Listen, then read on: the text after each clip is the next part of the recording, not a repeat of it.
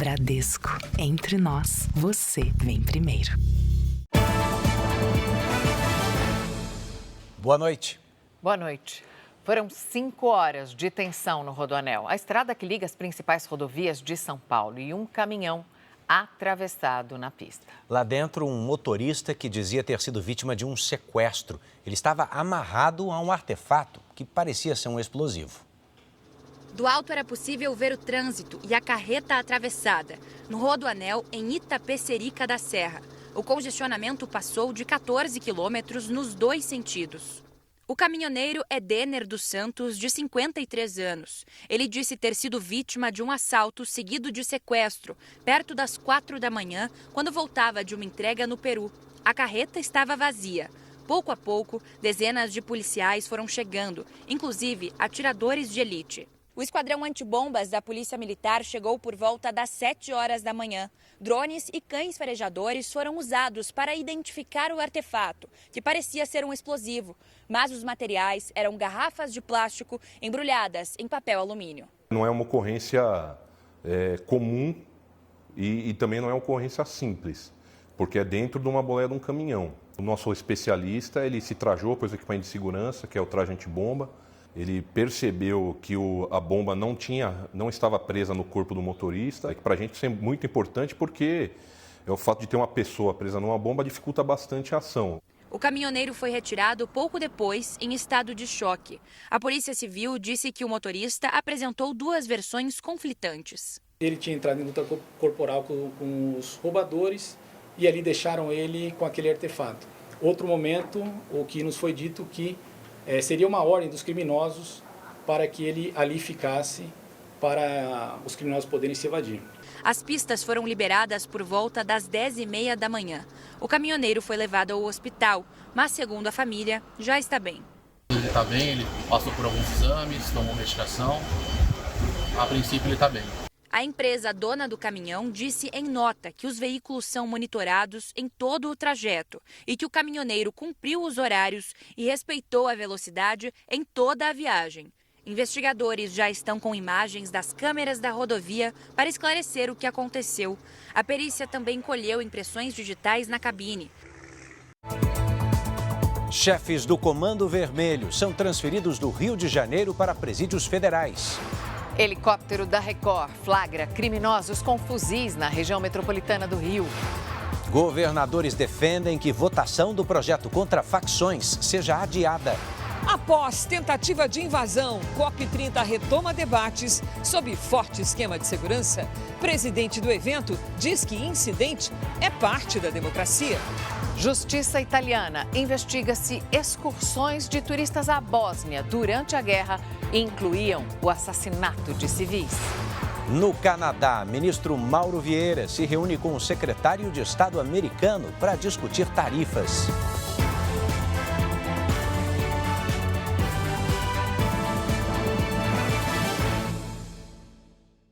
Oferecimento: Bradesco, fuja de cilada financeira.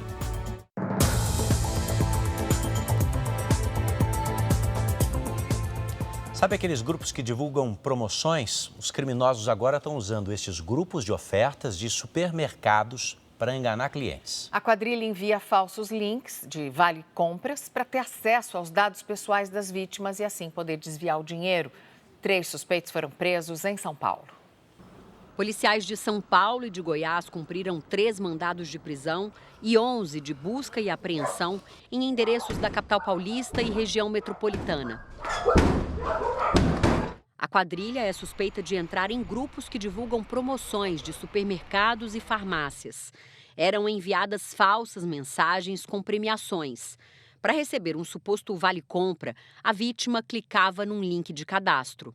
E no momento que essa vítima preenchia o link, ela informava alguns dados bancários ali, no afã, na pressa em receber esse valor prometido pelos estelionatários, e acabava que dava acesso ao estelionatário às suas contas bancárias. E imediatamente as contas eram limpadas, né? A quadrilha conseguiu mais de R$200 mil com os golpes. Ao rastrear o caminho do dinheiro, a investigação identificou alguns dos criminosos.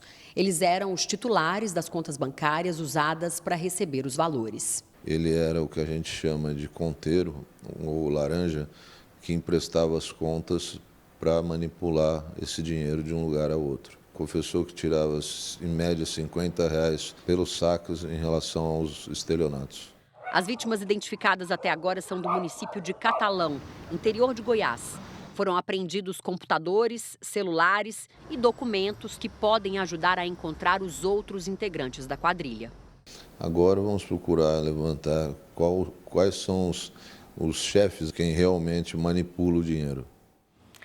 Mais de 700 fuzis foram apreendidos só este ano no Rio pela Polícia Militar. É um recorde no estado.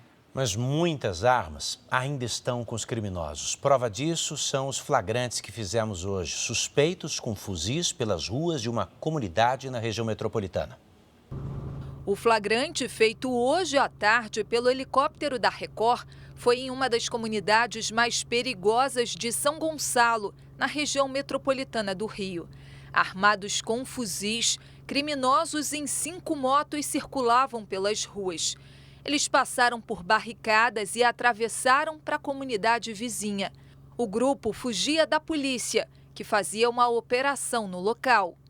A Polícia Militar já apreendeu este ano 705 fuzis, 67 a mais do que foram recolhidos em todo o ano passado. Um recorde desde que os dados passaram a ser computados em 2016. Nesta quarta-feira, a Polícia Militar apreendeu mais 2 fuzis durante uma perseguição na Avenida Brasil. 2 homens foram presos. Em Duque de Caxias, na Baixada Fluminense, outro fuzil foi apreendido. 4 criminosos acabaram detidos. As armas apreendidas hoje ainda não entraram no balanço oficial. Uma das regiões que concentra o maior número de armas é o Complexo do Alemão. A Delegacia Especializada da Polícia Civil apreendeu 30 pistolas e 63 carregadores. O arsenal estava escondido em 3 caixas dentro de um ônibus que saiu do Brás, na região central de São Paulo. Gilmara Barbosa dos Reis Assis transportava o armamento e foi presa em flagrante. Há pelo menos mais 3 pessoas envolvidas, na verdade é um casal, e um motorista de aplicativo que pegaria a Gilmara na Avenida Brasil e levaria ela e as armas até o Complexo do Alemão. Em apenas 2 dias, Salvador registrou um volume de chuva superior ao que era esperado para todo o mês de novembro. E a previsão é de novos temporais em todo o estado da Bahia, pelo menos até sexta-feira. Na periferia de Salvador, momentos de angústia até a chegada do socorro. Uma casa desabou e 2 pessoas ficaram soterradas. Vizinhos usaram enxadas para resgatar as vítimas até a chegada do Corpo de Bombeiros. O casal foi levado para um hospital próximo com ferimentos leves. Em toda a cidade, a chuva forte trouxe muitos transtornos. As rajadas de vento chegaram a 60 km por hora. Árvores de grande porte caíram e bloquearam as ruas. Em 2 dias, Salvador registrou 160 milímetros de chuva, volume superior ao esperado para todo o mês de novembro. A Defesa Civil atendeu cerca de 30 ocorrências de deslizamentos de terra. E a frente fria que provoca o mau tempo só deve se afastar na sexta-feira. As pessoas precisam ficar atentas, porque esse solo encharcado pode ruir, colapsar e carregar aí casas, vegetais e pessoas. E é isso que a gente não quer. A Defesa Civil do Paraná emitiu um alerta para tempestade em Rio Bonito do Iguaçu, cidade que foi devastada por um tornado há menos de uma semana. Hoje, a prioridade dos moradores é consertar os telhados, justamente por causa da possibilidade de novos temporais. Os prejuízos passam dos 100 milhões de reais.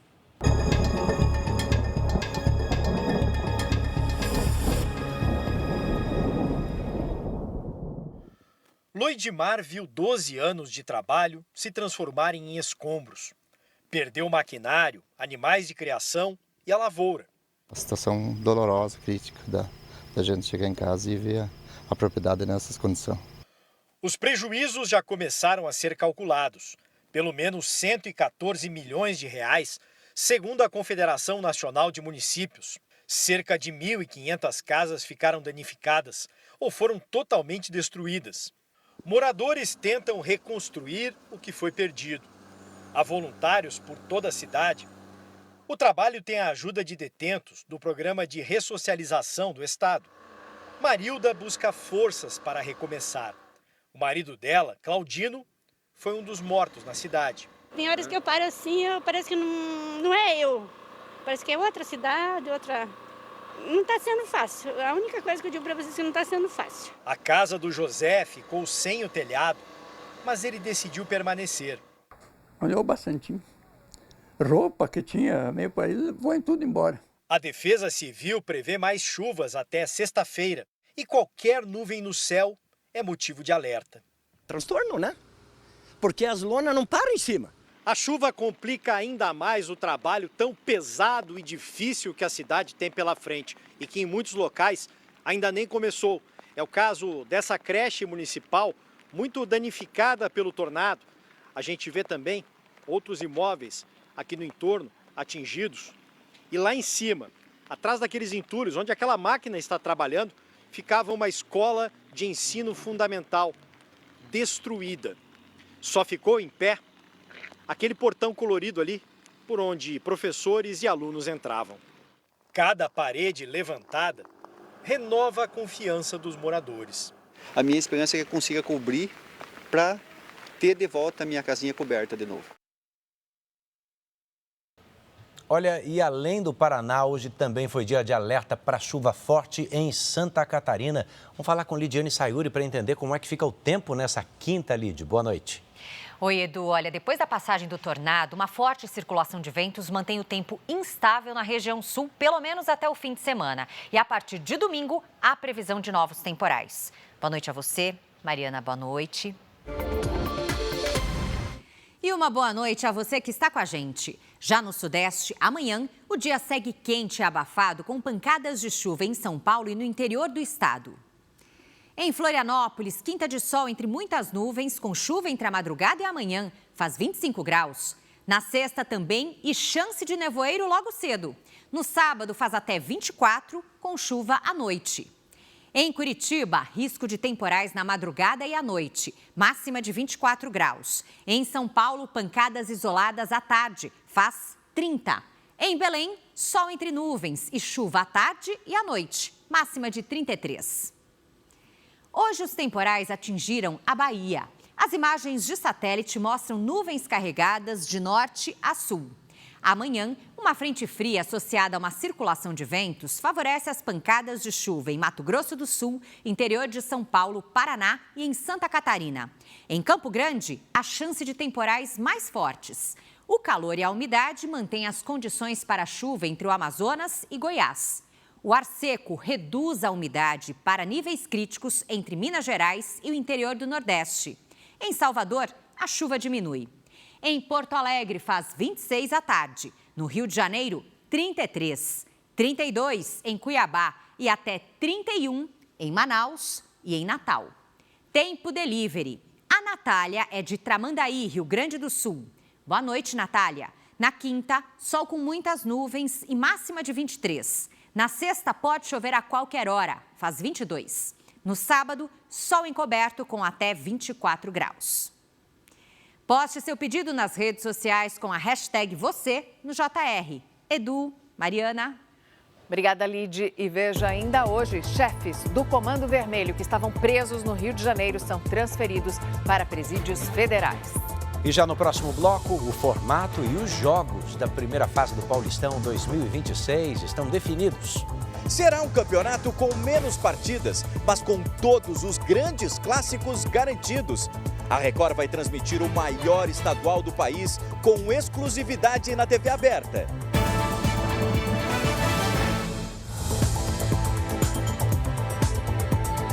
O técnico Carlo Ancelotti ainda não deu pistas do time titular que vai jogar sábado contra o Senegal em Londres. Mas será a penúltima chance no ano para o italiano preparar a seleção para a Copa do Mundo. Paloma Totti, muito boa noite. Então o funil agora vai se fechando, ainda dá tempo de montar uma boa equipe para o Mundial? já temos uma boa base do time, né? Boa noite para vocês, boa noite para você. Agora os testes vão diminuir a partir de agora, né? Mas para descobrir quem estará na próxima Copa do Mundo, só chamando mesmo um detetive muito especial. Na Baker Street 221B, vive Sherlock Holmes, o melhor detetive do mundo. O homem da boina e cachimbo desvenda os mais complexos crimes e mistérios da literatura britânica. Fosse real, poderia ajudar a descobrir o grupo de jogadores brasileiros que vai ao Mundial no ano que vem. Ao colocar a lupa no elenco da seleção, é preciso investigar algumas pistas para entender quem está mais perto da Copa. Número de convocações, minutos jogados e o rendimento durante os jogos. Vini Júnior, por exemplo, tem 3 convocações e 304 minutos em campo desde que Carlo Ancelotti assumiu a seleção. O craque já fala como se estivesse certo no futuro. A hora de cometer os erros é agora, né? Porque quando chega na Copa do Mundo são poucos jogos onde você não pode errar e tem que estar concentrado o máximo possível. O meio-campo Andrei também está na 3ª convocação. Jogou 109 minutos e sabe que é hora de mostrar trabalho. É uma coisa muito que mexe muito, né? Ainda mais quando a gente fala do nosso sonho. Então eu tenho que trabalhar primeiramente para poder estar na Copa do Mundo. E tem o caso Ederson, cotado para ser titular na seleção, foi chamado 2 vezes. Numa delas, foi cortado por lesão. O goleiro ainda não fez nenhum jogo com Ancelotti. Pelas pistas, correria um certo risco. Eu acho que ainda não tem nenhum jogador com vaga garantida, o único que tem é o Ancelotti. Elementar, meu caro Ederson, elementar. Muito bom. O Campeonato Paulista de 2026 já tem os confrontos definidos da primeira fase. Com a mudança de formato e adaptado ao novo calendário do futebol brasileiro, serão menos jogos, mas todos os clássicos estão garantidos. O novo Paulistão promete muita emoção desde a primeira rodada. A bola vai rolar a partir de 11 de janeiro. Será um campeonato mais enxuto, adaptado ao novo calendário do futebol brasileiro. Só que mesmo com a redução de datas e jogos, a Federação Paulista de Futebol encontrou uma fórmula em que todos os clássicos foram mantidos na primeira fase. Se a gente for imaginar que de 8 jogos na primeira fase, 3 jogos serão clássicos obrigatórios, o campeonato vai ficar mais curtinho, mas ele fica mais equilibrado, mais emocionante e pode ter algumas surpresas. 16 clubes vão disputar o Paulistão do ano que vem. Os jogos das 8 primeiras rodadas foram definidos em sorteio. Os times do Pote A, formado por Corinthians, Palmeiras, São Paulo e Santos, jogam entre si. Além disso, os 4 grandes do estado vão enfrentar 2 times do Pote B, 2 times do Pote C, um time do Pote D, que é formado pelas 2 equipes que subiram da 2ª divisão, e os 2 times que tiveram as piores campanhas do ano passado. Os desafios que tem por vir são enormes, mas nós estamos num grande clube, um clube gigantesco. Enquanto estivermos aqui, iremos fazer o melhor para que o Corinthians, a cada campeonato, a cada ano, possa melhorar. Na classificação geral, os 8 times com mais pontos passam de fase. As quartas e as semifinais serão disputadas em jogo único. E a final ainda poderá ser decidida em jogos de ida e volta. E nós vamos trabalhar, solicitar para que a gente consiga a 12ª data para fazer 2 finais. O novo Paulistão vem aí e a Record vai transmitir 19 jogos com exclusividade na TV aberta. As partidas também estarão no R7 e no Record Plus. Os clubes saíram apaixonados pelo novo Paulistão, por esse novo desafio que vai ser imprevisível. Na tela da Record. O jogador Oscar do São Paulo continua internado em uma unidade cardiológica de um hospital. Segundo o boletim médico de hoje, ele está bem estável. O atleta teve uma arritmia cardíaca e desmaiou durante exames de rotina no clube. Médicos do São Paulo e do próprio jogador já haviam detectado alterações no coração dele após exames realizados em agosto. Mas o atleta tinha sido liberado para jogar. No sorteio do Campeonato Paulista, o presidente do São Paulo falou sobre o caso. Ele está muito bem lúcido, enfim. E agora nós vamos esperar que os resultados mostrem uma plena recuperação do atleta. Hoje, pelas redes sociais, Oscar agradeceu o apoio que vem recebendo e garantiu que vai ficar tudo bem. O Oscar avalia até mesmo se aposentar do futebol depois desse problema cardíaco. Melhoras para ele. Mariana, Edu. Obrigada, Paloma. Você vai ver a seguir. Um erro no cadastro de pessoa física faz uma dona de casa ser dada como morta. E também, o ministro das Relações Exteriores do Brasil, Mauro Vieira, conversa com o secretário de Estado americano, Marco Rubio, no Canadá. Durante o encontro, os chefes da diplomacia do Brasil e dos Estados Unidos concordaram em se reunir novamente para avançar nas negociações sobre as tarifas.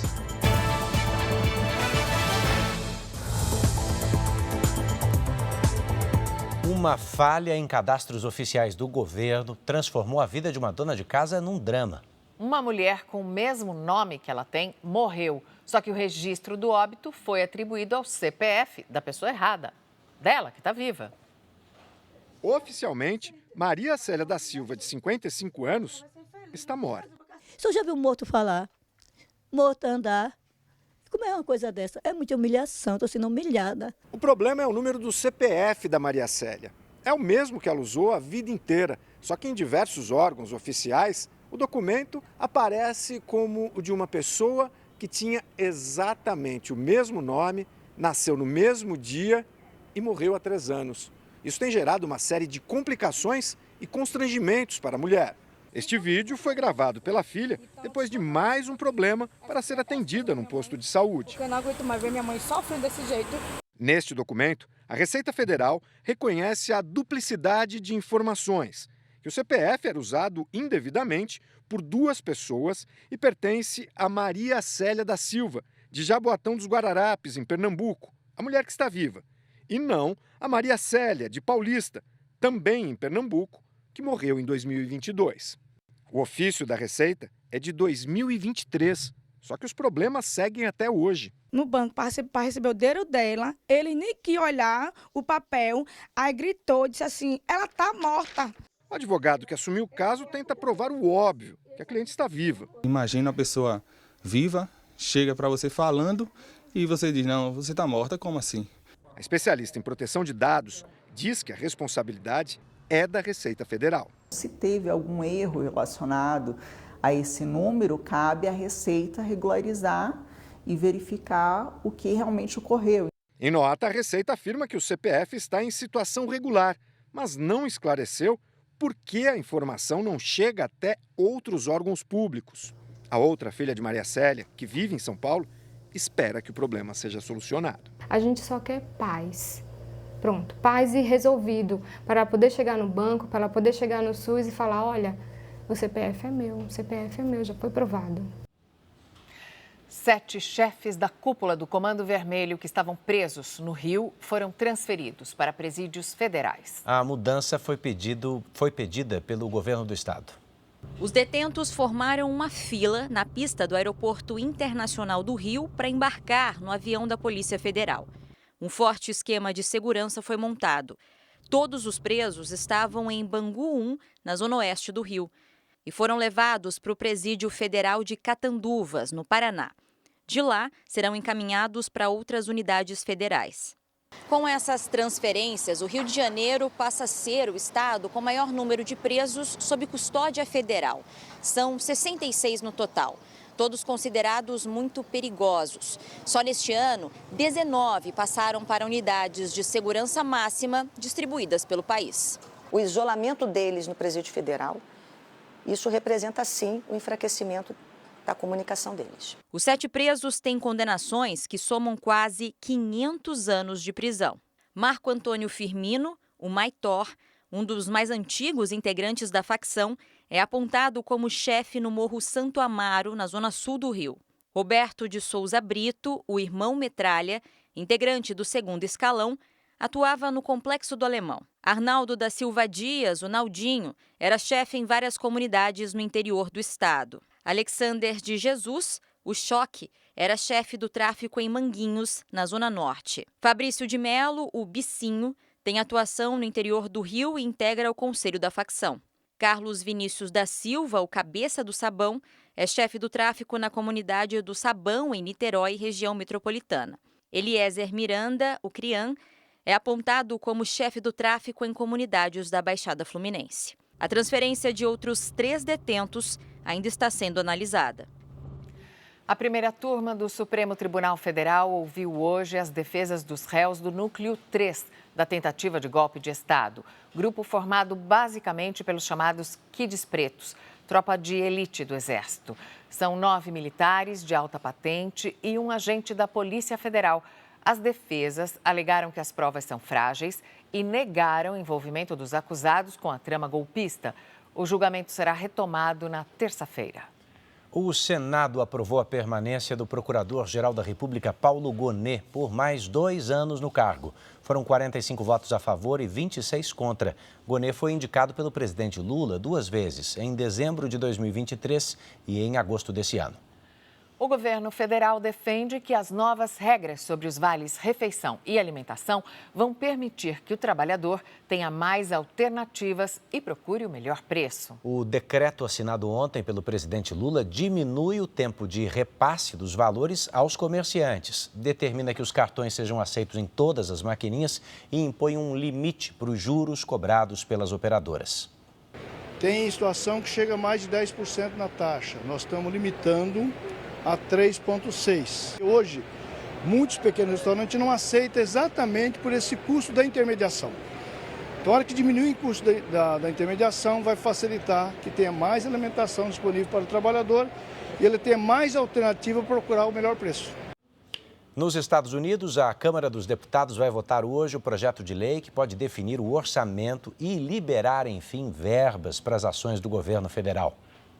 A porta-voz da Casa Branca, Caroline Leavitt, afirmou que o presidente Trump deve assinar ainda nesta quarta o fim do shutdown, como é chamada a paralisação do governo nos Estados Unidos. Ela afirmou que, graças aos republicanos, a Casa Branca confia no fim da paralisação ainda esta noite. Thanks to Republicans, the White House is very hopeful that this shutdown is going to come to an end. Ontem, o Senado aprovou o financiamento que garante as contas do governo até 30 de janeiro e mantém o pagamento de funcionários das principais agências federais no próximo ano fiscal. Também está incluída a manutenção do programa de Vale Alimentação para 42 milhões de americanos de baixa renda. A medida ainda não é o pacote completo para o orçamento anual, mas dá um alívio, especialmente para servidores públicos com salários atrasados. O projeto de lei ainda depende da aprovação da Câmara. Por isso, os deputados foram convocados para sessões extraordinárias a partir de hoje. Com maioria republicana, o projeto não deve sofrer alterações. Por causa da paralisação, os maiores aeroportos do país seguem lotados. Quase 1.000 voos foram cancelados diariamente desde a semana passada.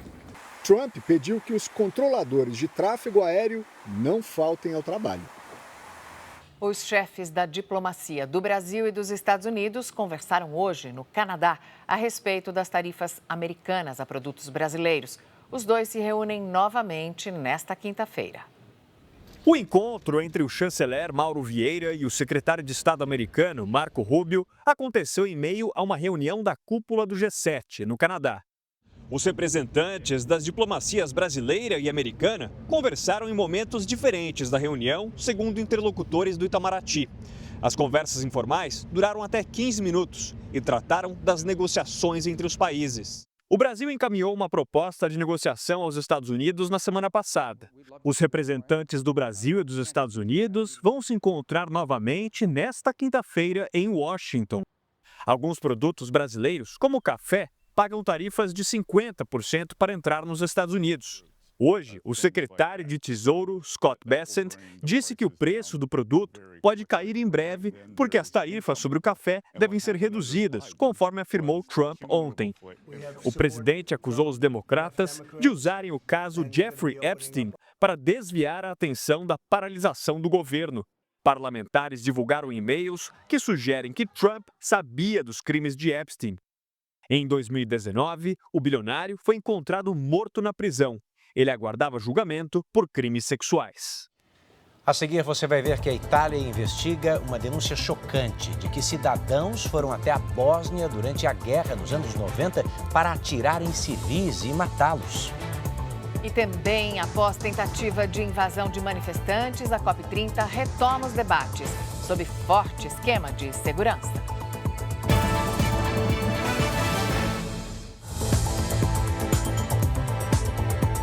Nunca imaginei que a gente daria essa notícia aqui, mas a justiça italiana está investigando uma denúncia grave de que cidadãos italianos, nos anos 90, foram até a Bósnia durante a guerra para atirar contra civis. Segundo o jornal italiano La Repubblica, os interessados pagavam até R$600 mil para participar desse macabro safari humano. Os interessados saíam da cidade de Trieste, no norte da Itália, e seguiam até a capital da Bósnia, onde eram armados com fuzis.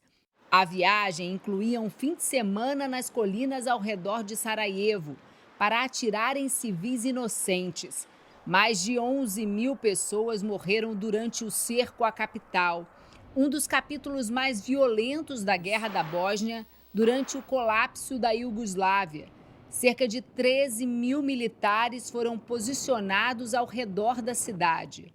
O Ministério Público de Milão abriu uma investigação para apurar a denúncia e quer ouvir representantes do setor de inteligência da Bósnia, entre eles militares. Os envolvidos podem ser condenados por homicídio e ter a pena agravada pela crueldade dos crimes. A reportagem traçou o perfil de quem pagava para participar desse tipo de turismo de guerra. Pessoas muito ricas que gostavam de armas e que costumavam atirar em animais por esporte. De volta ao Brasil, o presidente da Câmara anunciou agora à noite que o relator do projeto antifacção estava fazendo novos ajustes no texto. Governadores pediram mais tempo para colaborarem com o novo marco legal do combate ao crime organizado. Governadores de oposição se reuniram com o presidente da Câmara, deputado Hugo Mota, do Republicanos. Eles pediram mais um mês para o debate do projeto. Nos interessava muito mais fazer um processo de diálogo e de busca de consenso para que a gente pudesse ter projetos efetivamente que nos auxiliassem no combate a essas organizações criminosas. O relator do projeto tirou do texto a equiparação entre facções e organizações terroristas e manteve as competências da Polícia Federal. Mesmo com as alterações, ainda não houve consenso sobre o texto final. O meu parecer sempre foi uma linha de partida, senador Ciro, não uma linha de chegada. E até a apreciação do plenário, estou 100% disposto a discutir. Em nota técnica, o Ministério da Justiça pediu novas modificações e a ministra da Secretaria de Relações Institucionais defendeu mais prazo para as discussões. Avaliamos que pela complexidade da matéria seria importante a gente ter um tempo a mais para podermos arredondar todos os pontos. Deputados também pediram o adiamento da votação. O presidente Hugo Mota afirmou que um novo texto vai ser apresentado. Nós queremos construir o melhor texto possível, o melhor texto que contemple o que o Brasil precisa. Direto de Brasília, a jornalista Flávia Alvarenga atualiza as informações sobre o projeto antifacção ao vivo. Boa noite, Flávia.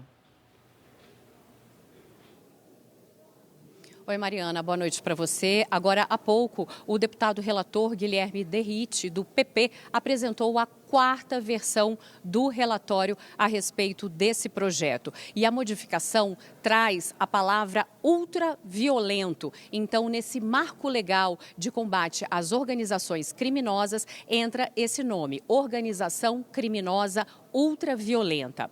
O texto, o quarto texto, mantém o endurecimento das penas e também das medidas de progressão de penas e institui a ação civil de perdimento de bens que busca asfixiar de forma financeira, as facções criminosas e mantém o financiamento da Polícia Federal. Há pouco, o deputado Guerrite falou no plenário da Câmara e, neste momento, quem está falando é o presidente da Câmara dos Deputados, Hugo Mota. Mas ainda não há decisão se a votação dessa matéria ocorre ou não ainda esta noite. Mariana. Obrigado, debate quente esse e que continua gerando repercussões. O Ministério da Justiça e Segurança Pública divulgou uma nota há pouco em que expressa preocupação com o novo relatório. Segundo o Ministério, o texto traz retrocessos jurídicos e institucionais, como a retirada de recursos da Polícia Federal, além do abandono de propostas e criar o crime específico de facção criminosa, né? A nota afirma que o debate não pode ser feito de forma assodada, sob risco de provocar retrocessos e enfraquecer o combate ao crime organizado.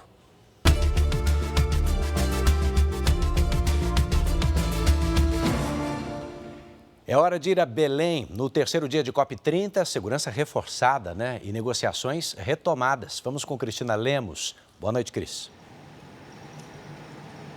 Boa noite, Edu, Mariana. A normalidade está de volta, mesmo que sob um triplo esquema de segurança depois da tentativa de invasão aqui da área reservada da COP30, a Blue Zone, onde nós estamos. O presidente da COP, o embaixador Corrêa do Lago, classificou os episódios como um incidente que pode acontecer numa democracia como o Brasil.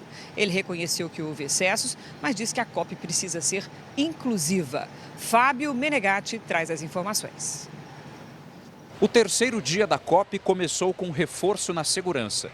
Longas filas se formaram na entrada da Blue Zone, área restrita para negociadores. No acesso ao pavilhão principal, havia carros e agentes armados. Na Green Zone, área aberta ao público, os portões foram liberados com atraso. 1h30, mais ou menos. Sem uma sombra, sem um banco, em pé, desde cedo e não tem acesso. À tarde, o movimento já estava normal. Agentes do Gabinete de Segurança Institucional deram apoio na área de inspeção. Foi a partir desse ponto que ontem manifestantes tentaram invadir a Blue Zone. O protesto era contra a exploração de petróleo. Houve tumulto e os manifestantes foram retirados à força. Entre eles, havia integrantes do PSOL. Toda a área foi esvaziada. 2 seguranças tiveram ferimentos leves. O tumulto foi atribuído a integrantes do Grupo Coletivo Juntos e indígenas. Em nota, a Articulação dos Povos Indígenas do Brasil disse que a manifestação ocorrida aqui na COP não tem qualquer relação com a entidade. A Polícia Federal abriu um inquérito para apurar o caso. A Casa Civil e a ONU estão aí em plenas conversas e tudo isso está sendo resolvido. Um incidente, as coisas acontecem. A Polícia Federal informou que já identificou mais de 1.100 drones não autorizados em áreas de interesse estratégico da COP. Hoje, a ministra dos Povos Indígenas, Sônia Guajajara, liderou uma marcha de indígenas nos corredores da COP30. Também em Belém, embarcações percorreram a Baía do Guajará para pedir proteção da Amazônia. Em nota, o PSOL informou que não tem qualquer responsabilidade sobre os fatos ocorridos ontem aqui na Blue Note. E nesse terceiro dia já ficou claro que há 4 impasses importantes nas negociações. O principal deles diz respeito às formas de financiamento por parte dos países ricos. A principal resistência vem da União Europeia, assunto que vai esquentar até sábado. Enquanto isso, o Brasil e mais 11 países se unem à ONU numa iniciativa contra a desinformação quanto às questões climáticas. Tainá Farfan traz os detalhes.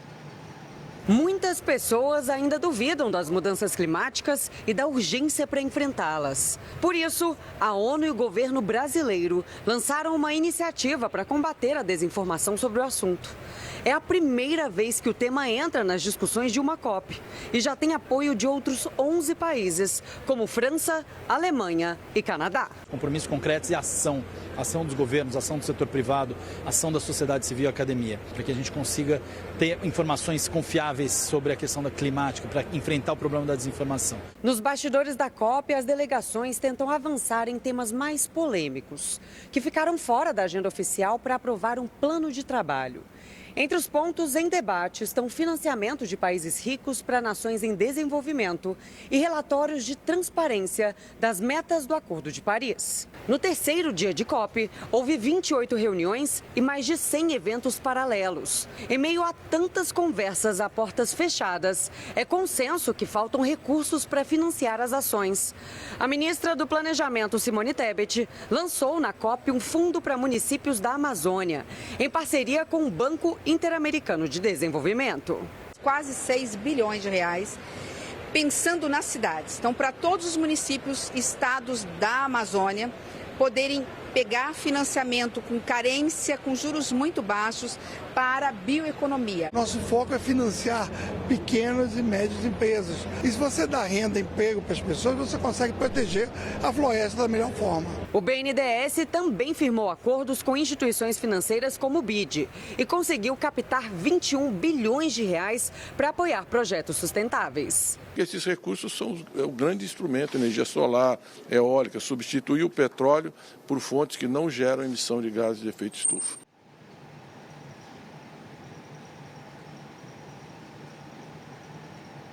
A Tainá Farfan acompanhou o balanço desse terceiro dia de COP e traz os detalhes. Tainá? Oi, Cris. Uma excelente noite para você e para quem acompanha a gente aqui no Jornal da Record. Hoje foi anunciado que mais países entregaram os documentos com as suas metas climáticas. Agora são 113 nações. Diante dos desafios e dificuldades nas negociações a portas fechadas, o presidente da COP, André Corrêa do Lago, anunciou que a plenária Baku-Belém, para avançar no financiamento climático, acontecerá novamente no sábado. A missão é conseguir mobilizar até 2035 o equivalente a 7 trilhões de reais por ano para financiar ações de recuperação ambiental. A diretora executiva da COP30, Ana Toni, destacou o lançamento da Iniciativa Global sobre Empregos e Capacitação para a Nova Economia. O objetivo é apoiar países com plano de capacitação e transição para o mercado de trabalho. Cris. Obrigada, Tainá. Enquanto os negociadores aqui da COP30 discutem como acelerar o uso de energias limpas, a Agência Mundial do Setor faz um alerta. A utilização de energia fóssil, como gás e petróleo, vai aumentar nos próximos 25 anos. Obrigado, Cris, pelos detalhes. A gente fala agora sobre os parlamentares de partidos de esquerda que têm apoiado na Câmara dos Deputados a criação de um Fundo Nacional de Reparação Econômica e Promoção à Igualdade Racial. Por meio desse fundo, ONGs ligadas a partidos como PT, PSOL e PCdoB poderiam receber 20 bilhões de reais em recursos públicos, sem regras claras para o uso e sem prestação de contas. A proposta de emenda à Constituição foi aprovada pela Comissão de Constituição e Justiça da Câmara e, nesse momento, está em análise em uma comissão especial. O texto destina 20 bilhões de reais pelos próximos 20 anos para a promoção da igualdade racial. A proposta original previa que os valores ficassem fora do arcabouço fiscal, mas a relatora da proposta na CCJ, Gisela Simona, do União do Mato Grosso, apresentou uma emenda que impedia a exclusão dos valores da meta fiscal. O principal autor da proposta, deputado Damião Feliciano, do União da Paraíba, não quis se manifestar sobre o projeto. A relatora defendeu a proposta. No nosso pensar, não, em razão da legitimidade e da finalidade importante que ele tem para a reparação econômica da população negra. Agora, como todo e qualquer recurso público, seja ele no orçamento da União, seja ele na mão de parlamentares com emendas, seja ele dentro de fundo, ele precisa de fiscalização para a sua atuação. O problema está nas brechas para o favorecimento de ONGs e entidades ligadas a políticos, especialmente os da esquerda. Técnicos da Câmara e do Ministério da Fazenda apontam que a PEC não define com clareza como será o uso dos recursos, nem qual órgão vai administrar os valores bilionários. A proposta não define os beneficiários diretos, nem como será medido o impacto das políticas públicas, abrindo espaço para possíveis desvios. Um indicativo do que pode ocorrer no futuro são os repasses a ONGs. Nos últimos 5 anos, foram 87 milhões em emendas de parlamentares do PT, PSOL e PCdoB para entidades ligadas ao movimento. De acordo com dados do painel da Transparência, uma das entidades beneficiadas foi o Centro de Articulação de Populações Marginalizadas, o CEAP, que recebeu 12 milhões desde 2020. Quase 7 milhões já foram efetivamente pagos à entidade. A ONG já foi alvo de auditoria da Controladoria Geral da União por suspeita de irregularidades em patrocínios da Petrobras. O órgão identificou repasses de quase 3 milhões ao CEAP sem licitação. Além disso, a entidade não comprovou a destinação dos valores. Não conseguimos contato com a entidade. Os atuais repasses em emendas vieram principalmente dos deputados Benedita da Silva, do PT, Talíria Petroni e Tarcísio Mota, do PSOL. E o CEAP já foi presidido por Ivanir dos Santos, ex-vereador do Rio de Janeiro pelo PT, que não foi localizado. Outra entidade que tem recebido repasses é a Organização Popular de Articulação e Assessoria, que foi beneficiada com quase 9 milhões em emenda da deputada licenciada professora Daiane Pimentel, do União da Bahia. A Opará é investigada pela Polícia Federal por suspeitas de irregularidades com verbas públicas, após relatório da Controladoria Geral da União ter identificado falhas graves na aplicação de recursos federais. O Brasil já conta com o Estatuto da Igualdade Racial, que nunca teve execução plena, por questões como falta de políticas públicas e coordenação e monitoramento das ações entre o governo federal, estados e municípios. Os deputados federais Tarcísio Mota e Talíria Petroni disseram que o CEAP não possuía nenhum impedimento nos sistemas de controle da União quando destinaram recursos a projetos de igualdade racial. A deputada federal licenciada Daiane Pimentel alegou que o valor foi repassado a ações em vários municípios e não a uma determinada organização. Já a deputada federal Benedita da Silva disse que está na COP30 em Belém e que não vai se manifestar. Nenhuma das ONGs citadas na reportagem foi localizada. Uma última notícia: o presidente da Câmara, Hugo Mota, anunciou que o projeto antifacção vai ser discutido em plenário somente na terça-feira que vem. À 00:30 tem mais Jornal da Record para você. E você pode assistir a programação da Record ao vivo de graça no Record Plus. Fique agora com a novela Mãe e logo depois de Reis tem a prova do Fazendeiro ao vivo em A Fazenda. Não perca. Uma boa noite. Boa noite e até amanhã.